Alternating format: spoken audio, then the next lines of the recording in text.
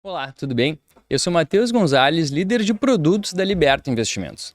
Este ano, nós estivemos presentes na Expert 2022, o maior evento de investimentos do mundo. Quer ficar por dentro das principais tendências do mercado financeiro? Então você está no lugar certo. Todos os dias, entrevistas exclusivas com grandes nomes do mercado te esperam aqui no nosso canal. O vídeo que você está prestes a assistir é com a Arbor Capital, uma gestora brasileira que investe em ações offshore, buscando boas empresas, em especial aquelas do setor de tecnologia. Nós entrevistamos Leonardo Otero, que é o sócio fundador e gestor dos fundos da Arbor. Busque entender o que faz um gestor value investing a entrar e sair de uma empresa. Deixe aqui nos comentários se você gostaria de ter em seu portfólio as principais empresas do mundo. Um bom vídeo, um abraço! Olá, sejam muito bem-vindos ao Liberta Play. Hoje, 2 de agosto de 2022, estamos ainda no primeiro dia de Expert e agora estamos aqui mudando um pouquinho do assunto, falando de mercados internacionais. Eu estou com o Léo, da Arbor Capital, gestor de um fundo de ações globais, né? E vai falar um pouquinho, contar um pouquinho da experiência, contar um pouquinho da Arbor e também falar das principais ações do fundo. Léo, seja muito bem-vindo. Obrigado pelo convite. Obrigado por estar aqui com a gente. Então, eu fundei a Arbor em 2014. Eu estou há 12 anos no mercado. Quando eu comecei trabalhando como sócio em alguns fundos de ação, Legal. Em 2014 eu percebi que o mercado de investimento no exterior era pouco atendido pelas gestoras brasileiras. Verdade. Hoje é comum você ver muitas gestoras focadas em renda variável, ações brasileiras e muitos fundos multimercados. Mas a gente viu que tinham poucas assets focadas no mercado internacional. E quando você olha, principalmente a Bolsa Americana, é uma bolsa que tem um histórico de resultado muito bom, né? Economias pujantes que respeitam o acionista minoritário, a gente acredita muito. Aí eu fundei em 2014 a Arbor. A Arbor hoje vai completar 9 anos em março do ano que vem, então já 9 tenho... anos já, pô. Um tempo de história já. Exato. Daqui a um ano a gente está... Nem parece, assim, parece que a gente começou há pouco tempo, como o tempo passa rápido. Mas estamos bastante animados, hoje a gente está com um pouquinho menos de 400 milhões sobre gestão. A gente tem uma estratégia única, que é foco em empresas internacionais, filosofia value investor de longo prazo. Todas as decisões que a gente toma na Arbor são focadas em cenários de 5 anos. A carteira normalmente tem por volta de 15 papéis. As top 5 são por volta de 70% do fundo. Legal. Normalmente a gente é 100% investido. A gente é incomum a gente fazer market timing. A gente acredita que investir em boas empresas com foco no longo prazo é uma estratégia vencedora. O fundo acumula uma rentabilidade histórica nesses 8 anos e pouco de por volta de 19% ao ano. Então a gente está bem satisfeito com a rentabilidade. E até falando um pouquinho, né, do cenário, a gente está bem animado. Eu acho que esse ano de 2022 ele começou muito volátil, o pessoal com muito medo da alta de juros. Acho que a gente vai abordar um pouco esse tema daqui a pouco. E a guerra, eu acho que acabou criando uma situação onde a gente teve realizações muito grandes na bolsa lá fora. Então, quando eu olho o fundo nos últimos 8 anos, eu acho que poucas as vezes a gente via papéis de negócios sólidos, como o Google, por exemplo, que é a nossa maior posição, com retorno tão atrativo. Boa. Então estamos no momento... Vamos dar um passinho atrás aqui para explicar um conceito importante, Léo. Legal. Quando a gente fala em ações, a gente tem várias abordagens, né, para definir uma carteira, né? Tu comentou que o fundo geralmente é 100% alocado, ou grande parte do tempo isso, né? Porque vocês não fazem market timing, né? Essa é a palavra que tu usou. Só para contextualizar, market timing é tentar a gente... tentando ser bem preciso, adivinhar o momento certo de compra e venda. O que, de fato, é bastante difícil, né? É bem difícil. E até estatisticamente, né, há estudos que mostram que a eficácia disso é até negativa. Porque você tem um custo, né, para tentar descobrir esse momento ideal de compra e venda, e muitas vezes esse custo acaba sendo até maior do que o nível de acerto que se tem. Então, realmente não é tão justificável assim esse market timing, né? E tu falou outra palavra bastante importante, que é value investor, né? Value investor nada mais é do que aquele investidor que segue a filosofia Benjamin Graham, Warren Buffett, enfim, que busca entender o valor intrínseco de uma empresa, entendendo se o valor a mercado é menor do que o valor intrínseco, o quão menor é e o quanto ele pode ganhar de dinheiro investindo nessa empresa, né? Então, dado esse disclaimer ali, conta um pouquinho pra gente ali, quando vocês vão olhar uma empresa, né? Você falou da Google, por exemplo. Sim. Né? O que é plausível se esperar de retorno? É 15%? É os 19% que tu comentou, que Sim. é o CAGR aí do fundo? Enfim, qual é o número que vocês já tinham? Puta, agora isso aqui eu acho que tá valendo a pena eu olhar Legal. com mais detalhe. Não, ótima pergunta. Por mais que o nosso fundo seja de ações, a gente gosta de pensar em retorno absoluto. Então, para toda ação que a gente investe, a gente quer no mínimo ter 15% ao ano de retorno. Então, toda posição que a gente tem no fundo, a gente acha que tem no mínimo 15% ao ano. Entendi. Hoje em dia, como o mercado realizou, né, você fala, mas por que o fundo tem um retorno maior do que 15% nos últimos 8 anos? É porque 15% é o mínimo, né? Então, quando eu olho para frente, hoje, né, pensando nos preços de primeiro de hoje é dia 2 de agosto, né? 2 de agosto, eu vejo o fundo de forma agregada com retorno superior a 20% ao ano, pensando em janelas de 5 anos. Então, você comentou do market time. A gente parte do princípio que a gente, na Arbor, não sabe cronometrar o mercado, né? Eu acho Sim. muito difícil alguém adivinhar, por exemplo, que vai ter uma guerra ou não vai, ou que a China vai fazer um estímulo monetário ou não vai. Então, o que a gente faz é uma abordagem até um pouco mais simples, que é olhar o que a empresa faz, qual que é a vantagem competitiva da empresa, Legal. quais são os drivers de valor, né, de crescimento para os próximos 5 anos. Sim. E comprar quando a gente acha que está mais barato, né? A dispersão de preço e valor. Então, Boa. hoje a gente... Pelo menos 15% é o número. Pelo menos 15%. A gente gosta de dividir nosso portfólio em 85% do fundo normalmente está em negócios previsíveis, super sólidos, com retorno bastante atrativo. E os outros 15% estão em negócios talvez um pouquinho mais arriscados, mas com um potencial enorme de geração de valor. Entendi. Então, nesses 15%, a nossa taxa mínima de retorno é bem superior aos 15%. Legal. Mas no core do portfólio, a gente busca no mínimo 15%. E hoje em dia, a gente acha que negócios super sólidos estão com retornos muito altos. Então, é um momento que a gente está bem confortável com o fundo, assim, a gente está bem animado. Boa. Então vocês fazem não só uma diversificação assim de empresas, setores, mas também como uma diversificação entre níveis de riscos das companhias, né? Buscando mais retorno naquelas empresas que vocês entendem que tem um valor mais na perpetuidade, vamos colocar assim, né? Que não tem que se comprovar como gestão, né? Exatamente. Bem legal, bem legal. Bom, em outro ponto que eu queria comentar a gente fala muito hoje, né, de que o ambiente macro está bastante desafiador, né? A gente já viu aqui, né, nas nossas trilhas educacionais, que sempre quando o juros sobe em tese, isso deveria colocar a bolsa para baixo. Sim. E a gente está vendo num ambiente que ainda o juros está subindo lá fora, né? A gente viu semana passada mais um hike de 75 bips, né? E a gente deve ver pelo menos mais um de 50 ou eventualmente até mais, né? Chegando aí em 13,5 mais ao longo até o final do ano. Há quem diga que esse vai ser o teto, há quem diga que pode chegar a 4, enfim, tem uma discussão em relação a isso. O fato é, independente se for 13,5, 4, os juros ainda vai crescer, vai subir um pouquinho mais, né? Como que tu vê isso, né? Em termos de preço, eu imagino que seja um cenário ainda que pode ter uma correção, mas em termos microeconômicos das companhias, Sim. né? Acho que esse cenário recessivo vai impactar nos números das empresas? Sim. Não, sem dúvida é muito importante. Assim, a Arbor, como todo investidor fundamentalista, a gente olha mais o micro do que o macro, mas a gente, sem dúvida, tá antenado às principais discussões macro. Mas eu acho que se a gente pensa na história de uma empresa, é normal que ela viva momentos bons e momentos ruins macroeconômicos. Sim.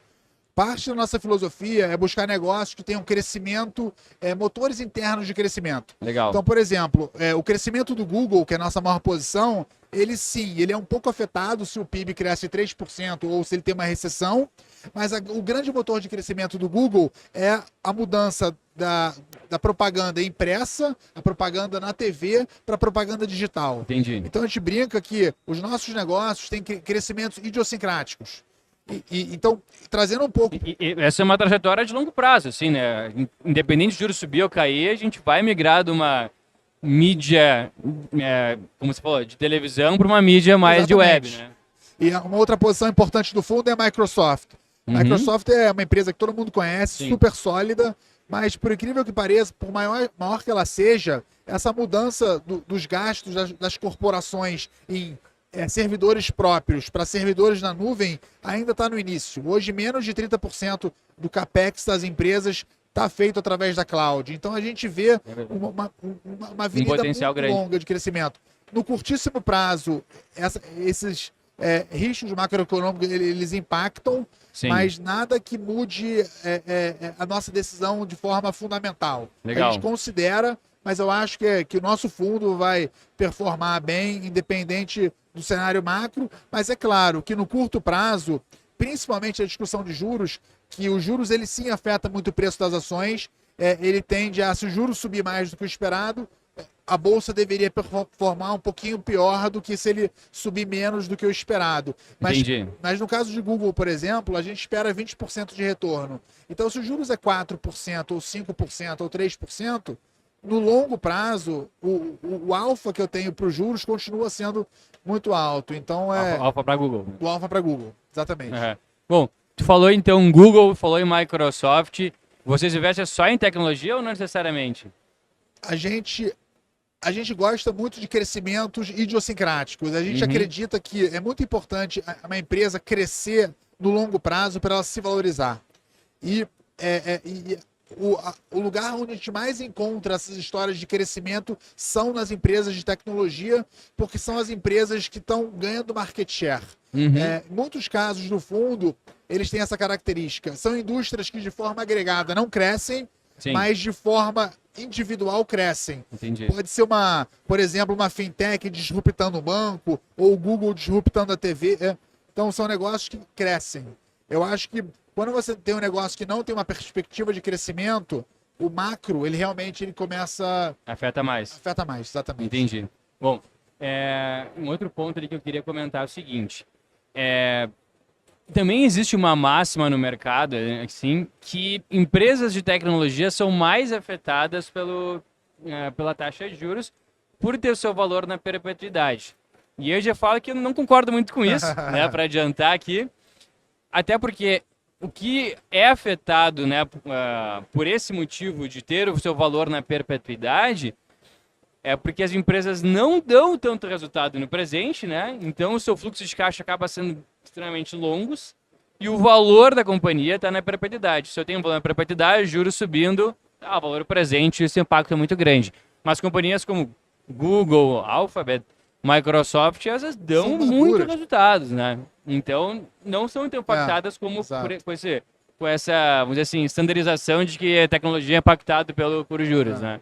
Sem dúvida nenhuma. Eu acho que existe uma analogia, na minha opinião, que não está correta, que o investidor em empresas de tecnologia, em empresas de crescimento, ele meio que não faz matemática. Exato. Não é o caso. A gente conhece muito bem todas a disciplina de matemática financeira, a gente entende esses comportamentos. Sim. Mas quando se fala de empresas de tecnologia, acaba sendo uma palavra um pouco abrangente, né? Eu acho que hoje em dia eu brinco que tecnologia daqui a 10, 20 anos vai ser igual a eletricidade. Toda empresa vai usar tecnologia. Então, impossível não ter, né? É impossível não ter. Então, acho que com o tempo essa característica pode até, esse termo, acho que pode até se perder. Entendi. E vão virar empresas eficientes. Tá. Mas sim, algumas empresas sofrem mais, mas normalmente não são as empresas que estão no fundo. A gente busca negócios que tenham lucratividade comprovada, que eu consiga ver o valor, né? A gente brinca que a gente não perdeu a calculadora, né? Boa. Bom, e além de Alphabet e Google, né? E Microsoft, quais são as outras principais posições aí do fundo de vocês? Legal.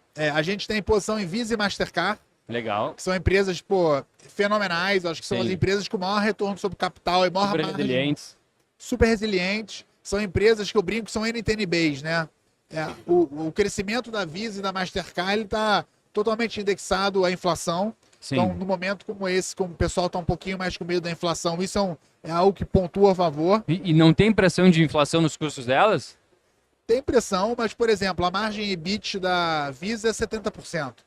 Então, ela tem uma lucratividade tão alta que a gente acha que ela está muito confortável para repassar. Sim. Outra posição que a gente é muito animado, que é Universal Music, que é a principal gravadora e editora de música. Legal. A gente é muito otimista com a indústria de música como um todo. Eu acho que a indústria da música foi a indústria que mais sofreu com a tecnologia. A primeira leva da tecnologia foi a pirataria. E ela praticamente acabou com essas empresas. O casar, aquelas coisas da vida lá atrás, né? Exatamente. Mas hoje Sim. em dia, com o YouTube, com o TikTok, com o Spotify, Pois é, acabam sendo concorrentes, né? O Spotify e o Universal, por exemplo. na verdade, não. O Spotify, ele vende o conteúdo da Universal. Legal. Então, o Universal Music também é uma posição da Europa que a gente está bem animado. Então vocês não investem só nos Estados Unidos, por exemplo.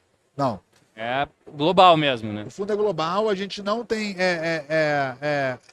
restrição geográfica, mas a gente tem um viés. A gente prefere países que juntem algumas características. Entendi. Historicamente, os Estados Unidos foi sim o maior percentual do fundo, mas a gente fez investimentos excelentes, por exemplo, no Sudeste Asiático, na Europa também. Legal. Bom, e outra coisa que eu queria perguntar é como é fazer o acompanhamento de empresas que estão geograficamente distantes de ti, né? Porque o analista fundamentalista, ele muitas vezes acaba entendendo no detalhe, de fato, a empresa, né? Concorrente, fornecedor, até funcionário, cliente, enfim. E essa distância, ela prejudica de não estar perto ou até, vamos dizer assim, melhora o nível de busca que vocês têm que ter da empresa e até por olhar um certo nível de distância, vocês conseguem perceber coisas que o cara às vezes está tão perto não consegue né, olhar. Eu acho que a questão da distância geográfica, hoje em dia, ela é pouco relevante, na minha opinião. Sim. Porque a informação ela é em tempo real. E as empresas na Europa, nos Estados Unidos, elas têm um comprometimento a fornecer as informações de forma igual para todos os investidores, que eu, sinceramente, não vejo a gente, estando aqui no Brasil, como uma desvantagem. Entendi. Eu diria até que, se você olhar os principais gestores de ações do mundo hoje, eles não estão em Nova York. Muitos estão na Ásia, muitos estão na Europa. Então, assim, eu acho que até o Warren Buffett, né, acho que ele prova, ele é uma exceção. É verdade. Mas ele prova um pouco... eu acho que... eu gosto de sempre separar o trabalho de um gestor entre informação, capacidade analítica e temperamento em momentos adversos, né? Eu acho que a informação hoje em dia ela é praticamente unânime. Talvez o trabalho do gestor hoje é saber filtrar, né? O que é informação e o que é ruído, né? Boa. Então eu acho que a gente estando aqui às vezes até ajuda. Não, legal. Bom, outra coisa que eu queria te perguntar é, você trabalha eventualmente com marcas até muito mais famosas, né, do que a gente aqui Brasil olhando para empresas brasileiras, né? Porque a gente vai olhar eventualmente para a Transmissora Paulista. Enfim, são empresas que a gente às vezes sabe, o ticker, mas não sabe nada da companhia, né, em termos assim, os ativos, né, de fato, a gente não enxerga ela no dia a dia, né? Você acha que assim, você vê uma publicidade tão grande da companhia, às vezes acaba te induzindo a ter algum nível de viés por gostar do produto, né? E não diferenciar produto e empresa, né? No caso de Apple, por exemplo. Tem gente que é Apple maníaco, né? Tem Apple Watch, AirPod, iPhone, MacBook, tem tudo da Apple. E diz, vou comprar Apple por isso. Mas, eventualmente, são decisões diferentes que vão ser pautadas ali, né? Como é que é isso no teu dia a dia? Eu acho que esse ponto que você trouxe é muito relevante, mas eu vejo isso até como uma forma positiva. Por exemplo, o próprio Warren Buffett e o Peter Lynch, que são investidores muito famosos, do Warren Buffett até hoje, o Peter Lynch, principalmente na década de 80, são dois investidores que investem muito em empresas de consumidor, em marcas, e eles até pregam que um cidadão deveria usar a sua habilidade do dia a dia, ou porque você trabalha em determinado setor, como um ativo para sua tomada de decisão sobre a empresa. Então, mas eu concordo sim que às vezes você confunde, né? Você gostar do produto com você gostar do investimento, né? É muito importante saber o que você está fazendo, né? Se você gosta do produto ou você gosta da ação. Boa. Bom, citou aqui dois magos, aí, pelo menos, né, da filosofia de Value Investing. E o Warren Buffett, especialmente, ele fala que a gente tem que investir numa ação assim como um cristão escolhe a sua esposa, né? Em tese, para sempre, né?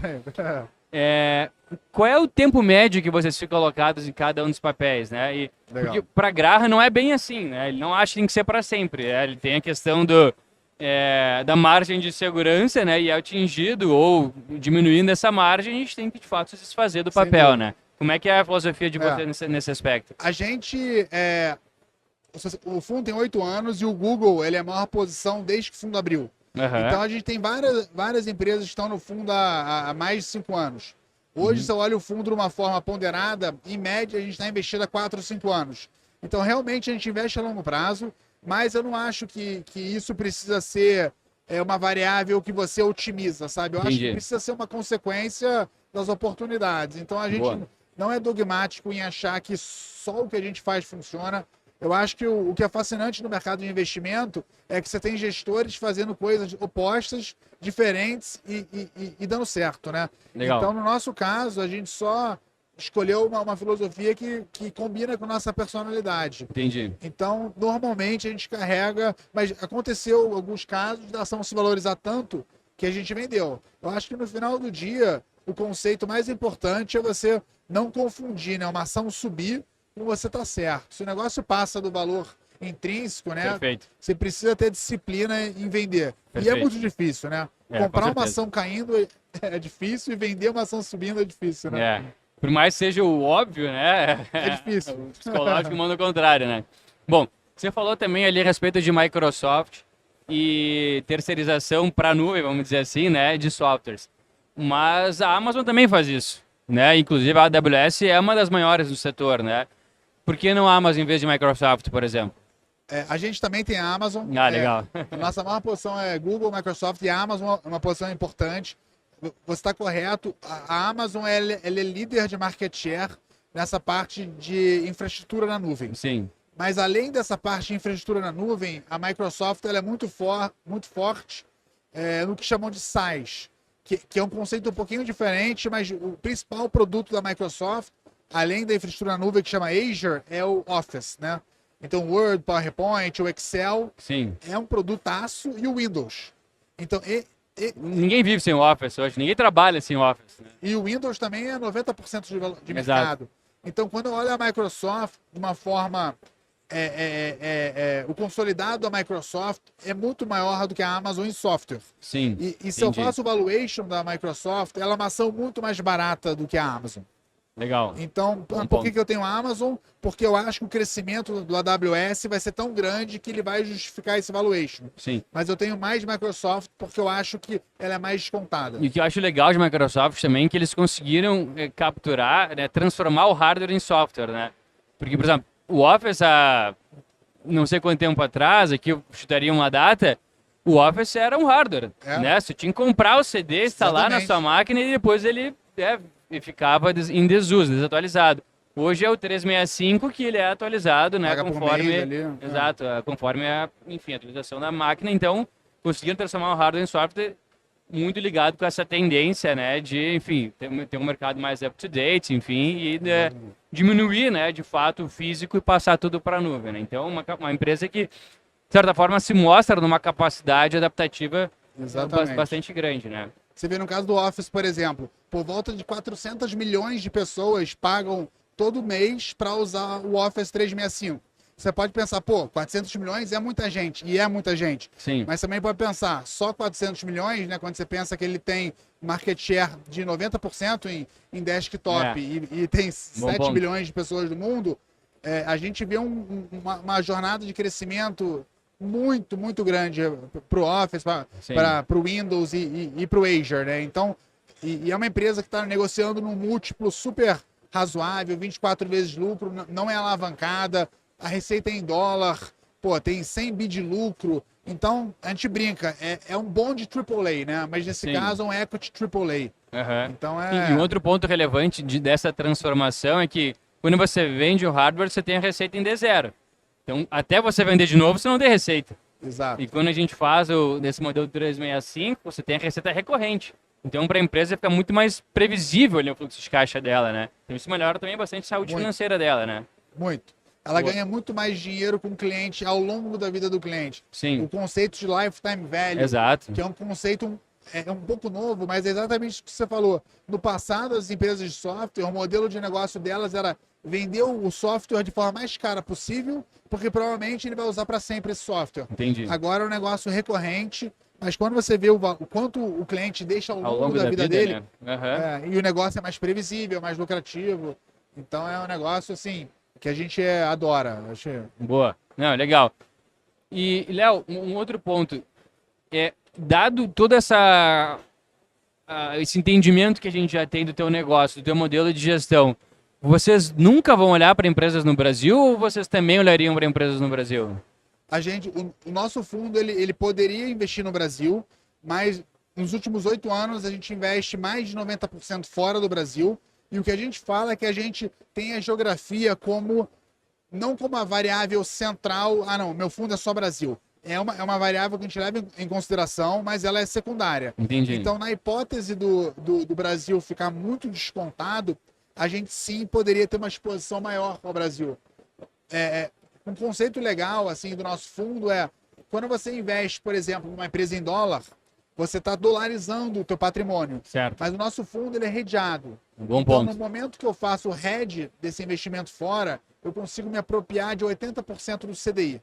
Então, em momentos como o CDI alto, assim, o nosso fundo ele é ainda mais interessante. Que eu brinco que se as ações não subirem, eu ganhei com 10% 10%. ao ano já. Uhum. Então, se eu fizesse uma estratégia Brasil only, eu não teria esses 10%. Bom ponto. Então, a Bovespa tem que outperformar o Google em 10% para valer a pena. Então, tudo isso para dizer que eu acho que o Brasil, acho que o retorno prospectivo é maior lá fora. Um dos motivos é que os juros aqui é muito alto. Boa. E um outro ponto que eu queria perguntar para ti mercados muito inovadores, polos de inovação. Israel, por exemplo, tem um polo de inovação importante. E eu diria que até a própria China já está agora, né, com os super apps da vida. Sim. Lá, inovando bastante, né? Vocês olham para esses dois mercados também? Já tiveram posição? Tem posição? Conta pra gente um pouquinho. A gente olha, Ásia a gente investiu durante muito tempo. A China, como você colocou, eu acho que quando se fala em consumer internet, né, são empresas que vendem para o consumidor final, eu diria que Sim. talvez a China seja a região mais inovadora do mundo, mais Legal. até que os Estados Unidos. A gente investiu muito na China em 2016, 2017, 2019. Hoje em dia a gente não tem exposição à China, porque eu acho que o governo ele se mostrou um pouquinho mais imprevisível do que a gente imaginava do ponto de vista de regulação. Sim. E no caso de Israel, sim, a gente acompanha. Israel, por exemplo, é um polo muito forte de cibersegurança, que é uma das áreas que mais crescem, mas ainda não existem tantas empresas listadas. As empresas de Israel ainda são do Venture Capital, mas com certeza é um dos polos. Eu diria que é Estados Unidos, Ásia e talvez Alemanha e Israel, acho que são os polos de inovação. Boa. Léo, tá excelente a nossa conversa, a gente precisa encaminhar aqui para os nossos finalmente. Então, assim, microfone aberto para ti, para dar as considerações finais. E eu gostaria que tu pontuasse uma tendência de longo prazo. Né, a gente falou aqui de terceirização de softwares, por exemplo, né, colocando software na nuvem. Não sei nem se terceirização é a palavra certa, mas enfim. Eu também né? não, mas é fácil de entender. Pode entender, né? Acabamos de falar de cybersecurity também. Tem algum outro tema que você acha que vai dominar, né, os mercados e as empresas daqui a um tempo? Eu acho que e-commerce, a gente brinca, é uma tendência inevitável. Sim. Eu acho que a Amazon, parte da nossa tese é essa. O varejo ainda está por volta de 15% online. Uhum. Eu acho que é inevitável que daqui a 10, 20 anos ele seja a maioria do comércio. Legal. Mas aí a dificuldade do investidor é ver se isso já não está precificado nas ações. Perfeito. Mas como tendência isolada, eu acho que o e-commerce é a maior de todas, eu diria. Legal. Léo, muito obrigado pelo bate-papo aqui. Cara, tivemos um excelente tempo, falamos de um produto minimamente diferente do que a gente vê normalmente na plataforma da XP. Então, procure lá Arbor Global Equities, né? É um fundo redeado, como o Léo falou, investe nas principais companhias do mundo e tem o carrego, né, do cupom cambial, que é quase um CDI, 80% CDI, que já beneficia diretamente o investidor. Muito obrigado. Obrigado pelo convite. A gente agradece. Nos vemos no próximo vídeo. Um abraço. Tchau. Gostou desse conteúdo? Esse é mais um material exclusivo que gravamos na Expert 2022, o maior evento de investimentos do mundo. Aqui no nosso canal você fica por dentro das tendências do mercado financeiro todos os dias. Ative o sininho para não perder nenhum vídeo. Quer investir com um dos melhores escritórios da XP Investimentos? Aqui na Liberta temos um contato muito próximo com grande parte da indústria de fundos. Você sabe como o seu fundo está alocado? Venha para a Liberta, clique no primeiro link que aparece aqui na descrição do vídeo e abra essa conta. Até a próxima!